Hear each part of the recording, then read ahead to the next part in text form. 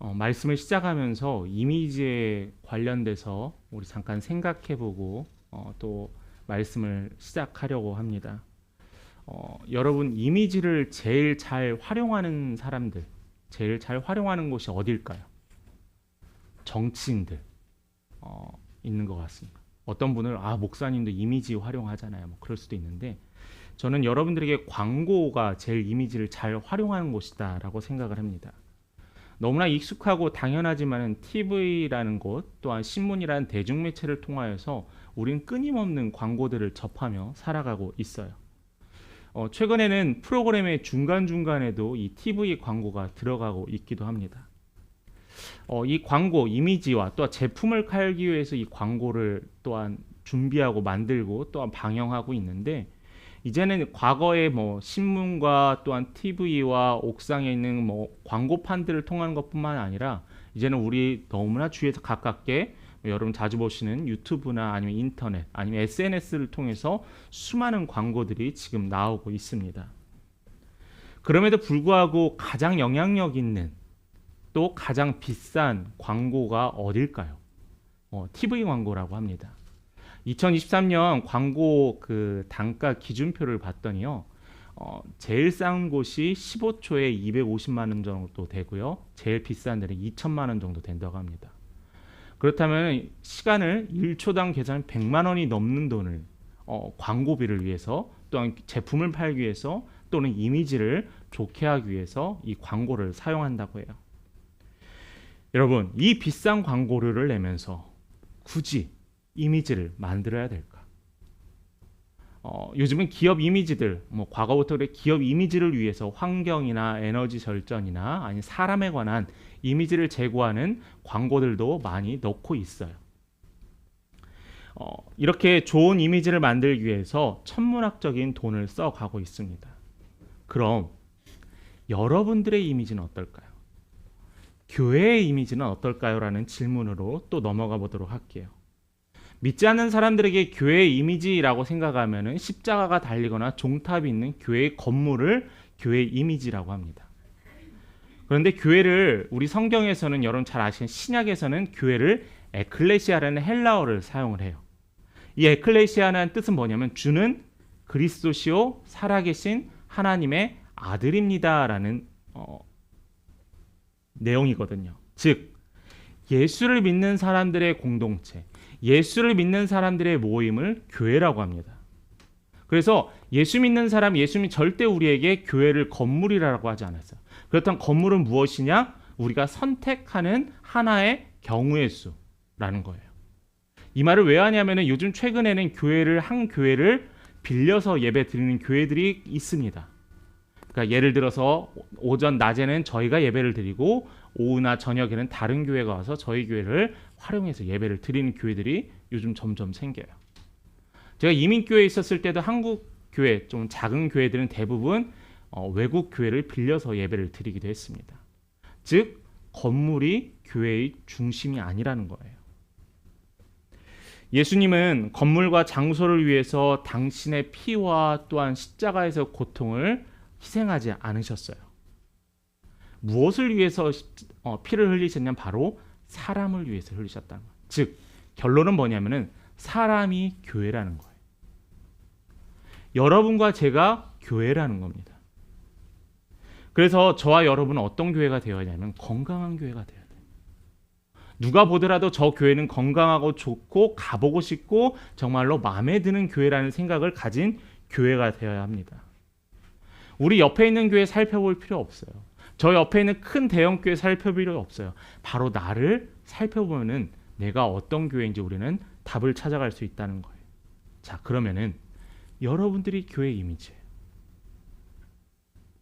여러분들의 얼굴이 교회라는 겁니다. 교회로서의 삶을 살아가기 위해서 우리는 어떠한 삶을 살아야 될까?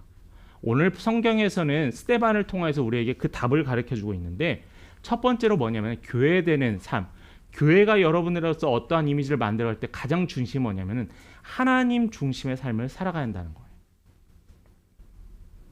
오늘 본문은 스데반의 이야기입니다. 여러분 잘 아시죠? 최초의 순교자이고 돌에 맞아 죽었던 이 스데반.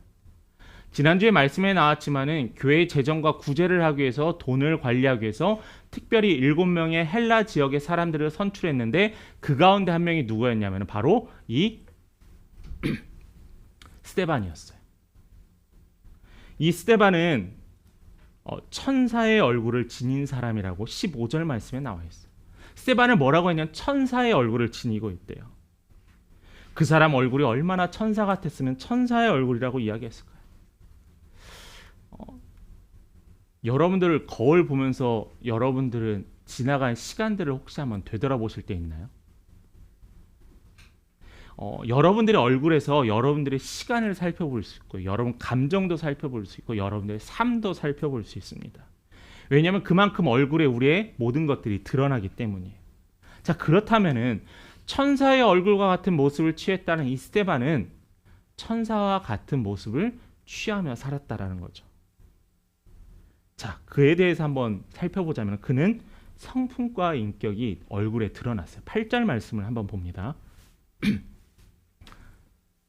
함께 같이 봉독합니다. 시작.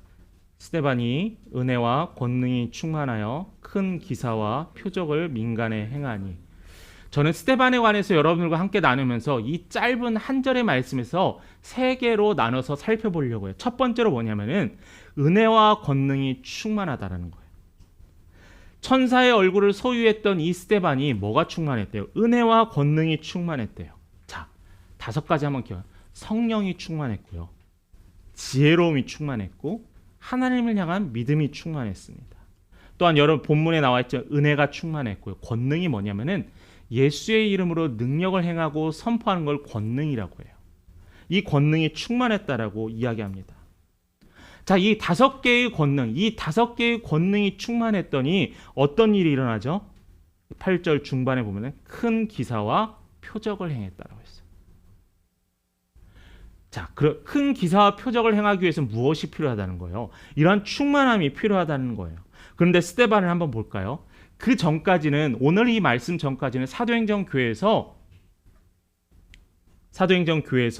예수님만 또한 예수님의 제자들만 기적과 표적을 보여줬어요.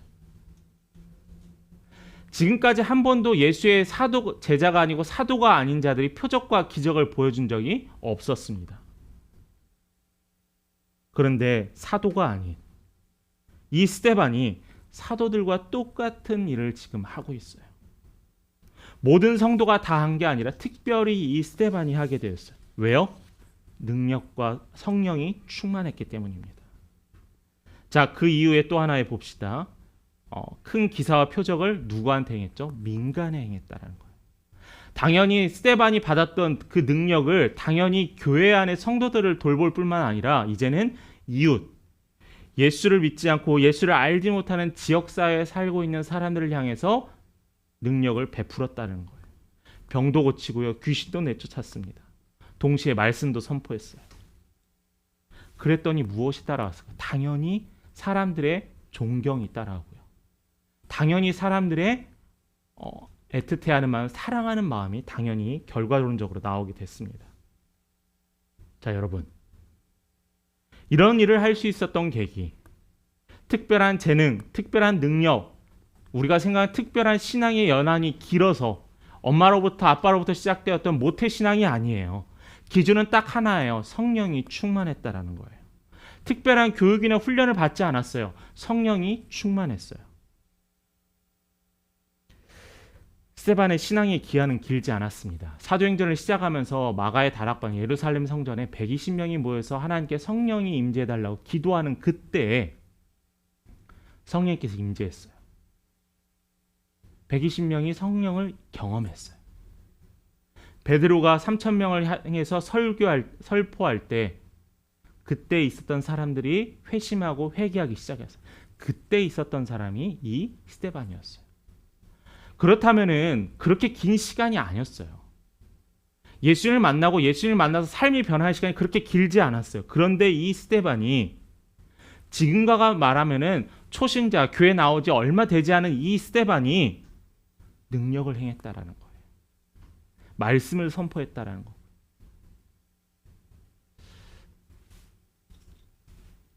세상을 살아가는데 참 어려운 게 있습니다. 뭐가 어렵냐면 한쪽으로 치우치는 것이 어려울 때가 있어요. 제가 되게 좋아하는 단어가 있는데 우리 성도님들 중에 저랑 상담하거나 이야기하면서 들었던 분이 저는 중용이라는 단어를 되게 좋아해요. 중용. 제가 그걸 언제 봤냐면은 도울이라는 도울이라는 선생님이 한 TV 강연에서 중용이라는 이야기를 했습니다. 이런 중간만 가면 된다는 게 저는 세상에서 제일 힘든 것 같아요. 왜냐하면 세상 사람들은 양 끝단을 향해서 달려가요. 정치를 봐도 그러고요. 삶의 선택의 기준도 그렇습니다. 그런데 이 중용을 선택하는 것은 항상 왼쪽의 편도 아니고 오른쪽 편에 아니고 항상 가운데를 유지하려고 하는 것 때문이라는 거죠. 그런데 여기서 스데반은 이 중용이라는 이야기를 왜 하냐면은 스데반은 사역을 감당함에 있어서 자신 있게 감당했어요. 근데 우리 성도들은 너무 겸손할 때가 많아요. 그래서 목사님 저는 교회 나온 지 얼마 안 돼요. 초신자예요. 제가 이거 감당하지 못하겠어요 라고 하면서 거절합니다. 또 어떤 분들은 제가 다 해보겠습니다. 자기 능력과 시간에 생각하지 못하고 모든 것을 다 하려는 분들도 있어요. 중용이 필요하다는 거예요. 그런데 여러분 여기 스데반은요. 솔직히 말해 초신자예요. 사도도 아니에요. 특별한 교육과 받았던 게 아닙니다. 그런데 오로지 스데반은 뭐냐면은 하나님 중심의 하나님만 보고 살았어요. 그랬기 때문에 그가 능력을 행할 수 있었고, 그랬기 때문에 그가 기적을 베풀 수 있었고, 그랬기 때문에 그가 천사의 얼굴을 소유할 수 있었다라는 거예요.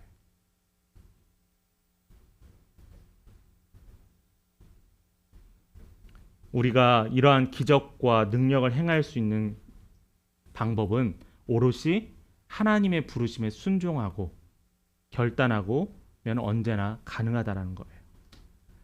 말씀 9절과 10절에도 한편 보는데 9절 후반절에 보면은 스데반과 더불어 논쟁한다고 했습니다. 회당에서 어떤 자들이 일어나 스데반과 더불어 지금 논쟁하고 있어요. 또 10절의 말씀을 볼까요? 스데반이 지혜와 성령으로 말함을 그들이 등이 당하지 못했다라고 했습니다. 여기에서 우리가 한 특별한 지역이 있습니다. 여기 지역이 지금 스데반이 있는 지역이 길리기아라는 지역이거든요. 이 길리기아는 누가 살았던 지역이냐면은 사울이 살았던 지역. 사울이 누구냐면은 회심 전에 바울의 이름이 사울이에요. 신약 성경을 14편이나 썼던 그다음 5,000km를 넘게 다니면서 전도했던 이 바울이 예수를 만나기 전에 이름이 사울이었는데 그 사울이 있었던 지역이 이 길리기아라는 지역이었어요. 이 스데반이 이 길리기아 지역에서 논쟁을 합니다. 누구와요? 아마 예수를 대적하는 자들과 논쟁을 했을 겁니다. 스데반은 주장했어요. 예수가 그리스도고 구약에 예언되고 또한 우리가 기다리던 메시아가 바로 예수 그리스도라고 이야기했습니다. 그랬더니 회당에 모여있고 유대인의 종교 지도자들은 스데반의 말을 도저히 받아들일 수 없고 이해할 수가 없었어요. 십자가에서 죽었고 얼마 전에 십자가에 처형당하고 또한 나사렛에 태어나고 베들레헴에서 태어나고 가난한 자였던 그 자가 어떻게 메시아라는 거냐? 고 의문을 갖는 거예요. 회당에 있는 유대교 신자들은 절대 아니라고 이야기했습니다. 스데반은 구약의 말씀을 인용하여서 그들과 논쟁하기 시작했을 거예요. 머릿속으로 한번 상상해 봅시다. 몇 명이 그 회당에 있었는지는 알 수는 없지만 스데반 한 명과 스데반의 반대편인 사람이 모두 다였을 거예요. 그 자리가 위험할 수도 있고요. 그 자리가 두려울 수도 있었던 자리였습니다. 스데반 옆에 돕는 사도들이 있었을까요? 스데반과 함께 있었던 사람이 있었을까? 아니에요. 혼자였습니다. 그와 대적하고 그와 논쟁하는 사람들은 오랫동안 대대손손 율법을 연구했던 훈련받았던 자들이었어요. 그에 반해 스데반은 신앙생활 시작한 지 얼마 안 되는 초신자였습니다. 그 둘이 논쟁하기 시작했어요. 그런데 여러분 10절의 말씀에 이야기했지만은 사람들이 스데반의 이야기에 당하지 못하였대요. 논쟁에서 이기지 못하였대요. 왜요? 왜 이기지 못했을까요? 그가 더 지혜롭기 때문이에요. 당시 스데반은 우선 기본적으로 헬라 철학이나 또한 다양한 학문들을 접해왔던 스데반이었습니다. 그랬기 때문에 일곱 집사 7명의 일꾼들에도 뽑혔었고요. 또 그 많은 돈을 집행하는데 스데반이 역할을 감당하기도 했습니다. 그런데 그 스데반이 단순히 그러한 지혜로 논쟁을 해서 이겼을까요? 아니에요. 스데반이 이길 수 있었던 것은 지혜에 더해지는 게 있었어요. 아니, 지혜를 이끄는 게 있었어요. 누가복음 2장 21장 15절 말씀을 함께 같이 읽어보도록 하겠습니다. 함께 읽어봅니다. 시작. 내가 너희의 모든 대적이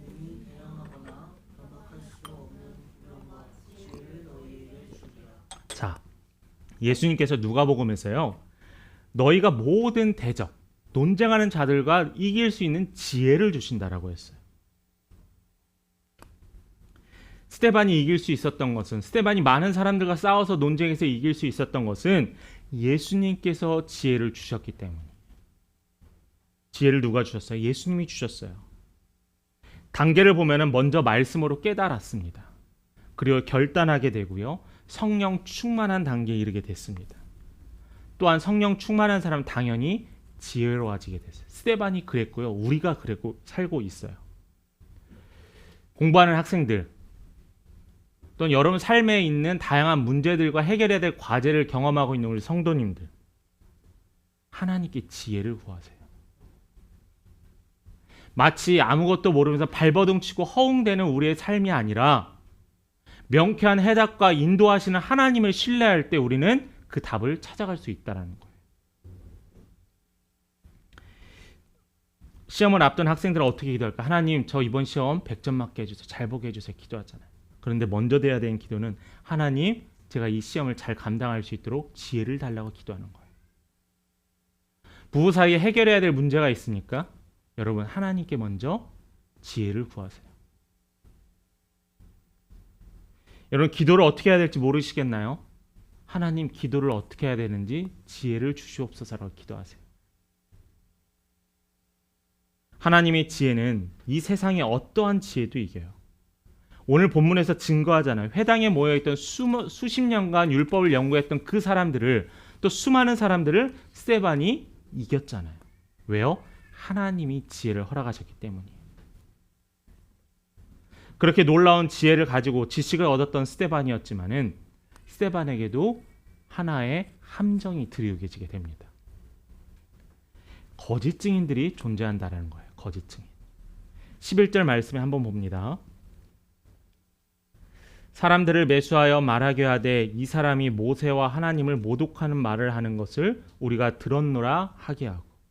자, 유대교 지도자는 논쟁에서 지고 분이 났어요. 화가 났어요. 이해할 수 없고 납득할 수 없어요. 그러면서 뭘 했냐면은 거짓 증인들을 내세우게 됩니다. 정상적인 방법으로 스데반을 이길 수 없으니까 그들에게 모함을 해요. 뭐라고 모함하냐면은 모세의 율법을 폐하자고 했고요. 또한 하나님을 모독했다라고 이야기합니다. 그런 말을 스데반은 한 적이 없어요. 모세의 율법을 완성하러 오신 분이 예수님이고 하나님의 아들이 예수 그리스도다라고 이야기했는데 이들은 이것을 교묘하게 꼬여서 예수가 하나님이다라고 그들을 이야기했다라고 모함하게 됩니다. 또한 이렇게 사람들을 선동해요. 13절과 14절에 봅니다. 13절의 말씀을 봤더니 거짓 증인들을 세우고 이르되 이 사람이 거룩한 곳과 율법을 거슬러 말하기를 마지 아니하는도다. 또 더해서 이야기했던 건 뭐냐면은 14절에 그의 말에 이 나사렛 예수가 이곳을 헐고 또 모세가 우리에게 전하여 준 규례를 고치겠다 함을 우리가 들었노라 하거늘. 자, 뭐라고 했냐면 또 하나의 이들이 모함했던 근거가 뭐냐면은 예루살렘 성전이 무너지겠다고 하는 예언의 말씀이에요. 예루살렘 성전이 무너지겠다고 하는 말씀이 예수님이 이미 이야기하셨습니다. 첫 번째 말씀이 이루어졌어요. 뭐냐면은 예수님이 십자가에 달려 돌아가시고 3일 만에 성전을 다시 짓겠다는 말씀이 이루어졌어요. 그런데 여기에서 이 회당에 있었던 자들, 거짓 증언하는 자들은 예루살렘 성전을 무너뜨린다라고 이들이 거짓 선동했던 거예요. 그러니까 백성들이 당황하기 시작했습니다. 백성들이 억울하기 시작했어요. 왜요? 그 근거가 뭐냐면 바로 돈 때문이었어요. 돈. 이들이 스데반을 제거하고 또한 여기에 대해서 분노하는 이유는, 그럴듯한 이유는 뭐였냐면은 바로 사실은 돈 때문이었어요. 자신들의 이익 때문이었습니다. 왜 그런지 한번 보자면은, 당시 유대인의 남자들은 1년에 3번씩 성전에 가서 제사를 지내야 했어요. 제사를 드릴 때는 소나 양이나 염소나 비둘기와 같은 제물이 필요했습니다. 그런데 당시 율법에 사람들의 편의를 위해서 예수님께서 성전 정화하신 사건에 기록되어 있듯이 멀리서 오는 이스라엘 백성들, 유대인들을 위해서 돈을 바꿔서 그 돈으로 재물을 살 수 있도록 했어요. 그러다 보니까 좋은 자리를 얻어서 자릿세를 내야 됐고요. 또한 이러한 자릿세나 좋은 목들을 통해서 제사장들이나 또한 레위 지파들은 이렇게 돈을 수익으로 잡기 시작했습니다. 결국은 뭐냐면 성전이 무너진다는 말은 자신들의 이익이 사라질 거라는 말이에요. 그 말이 마음에 들지 않았다라는 거예요. 성전이 무너지면 더 이상 자신들이 수익을 얻을 수 없다는 생각에 분이 나고 화가 나고 지켜야 되기 때문이에요. 당시에 예루살렘 성전에서 성전 덕분에 먹고 살았던 사람들이 스데반의 설교에 분노하기 시작했습니다. 그들에게 진실은 중요하지 않았어요. 그들에게 중요한 것은 진리를 바라보는 올바름이 아니라 자신들에게 해가 조금이라도 오지 않게 하려는 방어막이 필요했던 거였어요. 하나님보다 내가 손해보지 않는 것이 더 중요합니다. 하나님보다 이익과 돈에 흔들리는 삶을 살아서는 안 돼요. 단순히 돈과 하나님의 문제뿐만 아닙니다. 하나님의 얼굴, 천사의 얼굴 소유하려는 여러분들도 세상의 공정과 정의에 대해서 민감해져야 될 필요가 있어요. 내가 하는 것은 뭐라고 하죠? 로맨스고 남이 하는 건 불륜이라는 말. 강단에서 써야 될 말은 아니지만 이런 얘기 많잖아요. 자신이 하는 것은 괜찮은데 남이 하는 것은 불만을 갖습니다. 제가 얼마 전에 좀 이기적인 사람들을 다룬 EBS 다큐를 봤는데 뭐였냐면은 그 해루질에 관련된 다큐멘터리였거든요. 저도 그것을 보기 전에 그렇게 심각한지 몰랐는데 여러분들 이제 여름 휴가들 세우고 또 자녀들 있으신 분들은 해루질도 할 텐데 매일 싸운대요. 양식장을 관리하시는 어촌민들과 또한 거기에서 근처에서 수익을 얻으려는 사람들. 나는 괜찮은데 저 사람이 문제다라고 하는 사람들이 대부분의 인터뷰하는 사람들이었어요. 저는 그것을 보면서 참 이렇게 작은 것 하나도 사람들이 욕심과 자기만은 떳떳하다고 하는데 얼마나 많은 것들이 우리 사회 안에 병들어 있을까라는 거예요. 교회도 마찬가지예요. 세상 사람들이 교회를 이익단체로 보는 이유는 다른 게 없어요. 우리가 우리의 이익에 하나님의 말씀이 일하지 않기 때문입니다. 여러분, 하나님의 말씀에 의해 우리의 삶의 방향이 정해져야 돼요. 그래야 거짓 증인을 이길 수 있습니다. 오늘 말씀처럼 그래서 세 번째로는 천사의 얼굴을 소유해야 합니다. 율법을 따른다는 무리들이 율법에 어긋나는 행동을 해요. 거짓 증인자들은 자신들의 이익을 위해서 거짓으로 증언을 합니다. 그런데 여러분, 여기에서 재밌는 일이 있어요. 15절 말씀을 같이 읽겠습니다. 시작. 공회 중에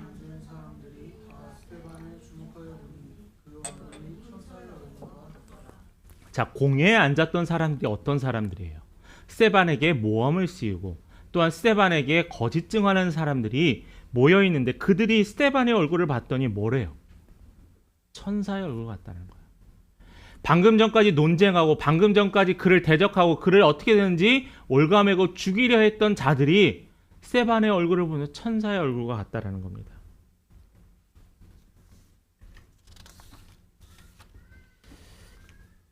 공회에 있었던 사람들은 스데반의 얼굴이 어떤 얼굴일 거라는 예상을 하냐면은 곧 죽을 건데 두려운 얼굴을 갖고 있겠지? 그런데요, 그의 얼굴은 천사의 얼굴과 같다는 거예요. 여러분 혹시 천사의 얼굴은 어떻게 생겼을까요?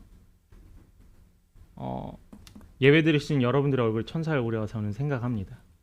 근데 대중매체나 성화 같은 데 보면은 이제 천사의 모습들을 그려놔요. 그 천사의 모습들 보면은 뭐 밝고 그다음에 환하고 하얀 옷을 입고 아기와 같은 표정을 짓는 걸 우리가 천사의 이미지로 우리가 표현을 합니다. 그런데 여러분 천사가요 그런 이미지만 있는 건 아니에요. 왜 그냥 구약 시대에는 천사를 통하여서 이스라엘의 경고의 말씀도 하거든요. 천사를 통하여 멸망에 대해도 이야기를 하거든요. 천사는 때로는 무섭고 냉철한 표정일 때도 있었습니다. 그런데 스데반의 표정은 냉철한 표정도 아니고요. 아기와 같은 모습도 아니었어요. 스데반의 얼굴의 모습은 어떤 얼굴이었냐면은 바로 확신에 찬 표정이었어요. 무엇에 대한 확신이냐면 예수가 진리라는 확신에 차 있는 표정이에요. 그래서 성경에서는 천사의 얼굴을 이렇게 표현을 합니다. 어떤 것에 대해서 확신에 차서 주를 위해 섬기겠습니다. 주를 위해 내 목숨도 아깝지 않습니다. 주의 말씀이 진리다라는 이 확신에 찬 표정으로 스데반은 회당에 임하고 있어요. 이와는 반대로 모욕하고 또한 돈에 탐욕되어 있는 거짓 회당에 모여 있는 자들의 모습 마치 사탄과 같은 모습을 가졌을 거라고 저는 생각합니다. 저는 여러분 천사의 얼굴, 확신에 찬 얼굴, 바로 여러분들이 예수로 인해 산다는 걸 고백하는 얼굴이 여러분 천사의 얼굴이라는 거예요. 그렇다면 나는 어떤 얼굴을 하고 있는가 이것을 늘 점검해야 됩니다. 맨 앞에서 이야기했지만 사람들의 얼굴은 지나간 삶의 시간들, 경험들 또한 지금의 감정들이 드러나게 되어 있어요. 그렇다면 어떻게 해야 우리가 천사의 얼굴을 가져갈 수 있을까? 하나님부터 사랑받는 우리가 천사의 얼굴로 이렇게 살아가야 하지 않겠어요? 정답은 간단합니다. 스데반처럼 살면 돼요. 스데반처럼 성령 충만하면 되고요. 앞에서 말했던 것처럼 은혜와 권능이 충만하면 되고요. 또 뿐만 아니라 성령이 충만해지면 됩니다. 또한 이러한 다양한 이유들이 있는데 대표적인 이유는 저는 이 스데반을 통해서 용서하는 스데반을 통해서 우리는 천사의 얼굴을 가질 수 있다고 생각을 해요.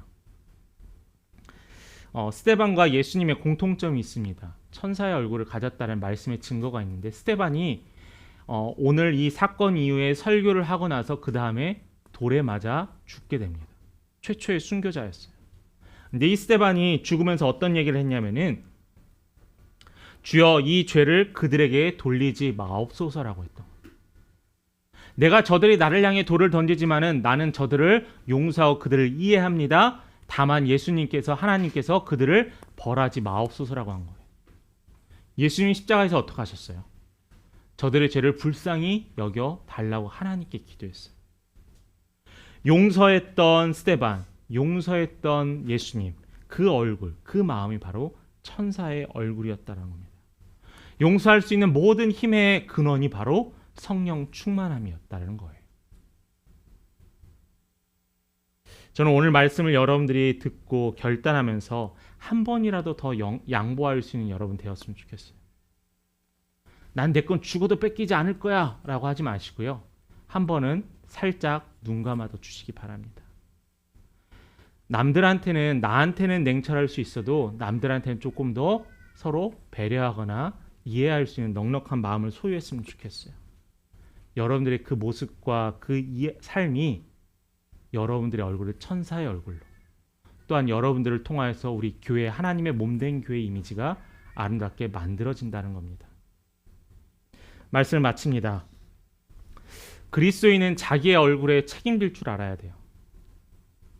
예수를 믿는데도 기쁨이 전혀 없는 얼굴, 칙칙하고 맨날 어두운 얼굴, 짜증이 가득 찬 얼굴, 이런 얼굴 분명히 문제가 있습니다. 예수를 생각만 해도 얼마나 행복하고 감사한데 왜 우리는 찌그러져 있어요? 예수님도 죽음의 길, 십자가의 길을 가면서 얼마나 힘드셨을까요? 지치고 땀 흘리고 피 흘렸지만은 예수님은 천사의 얼굴과 같았어요. 스데반은 돌에 맞아 피를 흘리고 죽으면서도 천사의 얼굴과도 같았습니다. 저는 이러한 얼굴이 여러분들의 얼굴이 되었으면 좋겠어요. 교회를 올 때는 더 행복했으면 좋겠고요. 기도를 할 때는 더 기대했으면 좋겠고요. 기도가 끝나면 감사해서 더욱더 행복했으면 좋겠습니다. 또 여러분 더욱더 넉넉한 마음을 소유하시길 바라요. 우리가 함께 모이고 섬기는 여러분들의 얼굴이 교회의 얼굴이에요. 우리가 어렸을 때 그런 얘기하죠. 야, 잘못한 아이들 향해서 너네 엄마 아빠 얼굴에 먹칠하는 거야. 여러분들의 얼굴이 예수를 먹칠할 수도 있다라는 겁니다. 예수님께서 주를 믿는 모든 자들을 향한 사명을 주셨어요. 그러므로 우리 믿는 성도들은 모두 천사 같은 얼굴을 소유하고 지니면서 기쁨으로 하나님께 반응하는 우리 성도님 되시길 간절히 축원합니다.